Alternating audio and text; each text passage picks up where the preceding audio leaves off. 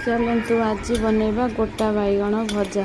देखो प्रथम मो बैगण को ये चारि फाड़ कर काटी तीन जाक बैगण को काटी भल भाव धोईदबा। तापर कढ़ई बसैबा, तेल पकईबा, तेल टिके गरम हेले लुण हल्दी गोलैबा बैगण रे।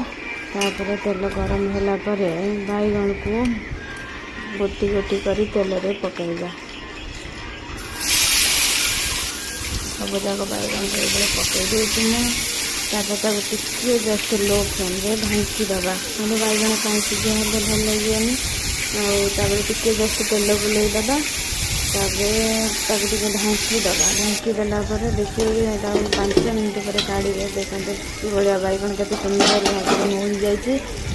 आउटे नोट नोट करदे जफल देखु मुझे बैगण गुड़िक सब गोटी गोटी कर काढ़ी देती। कत सुंदर भाव में से सब मैंने सीझी जाए मौली जाए। आते देखा भी कत सुंदर लगुच। खावा को भी बहुत टेस्टी।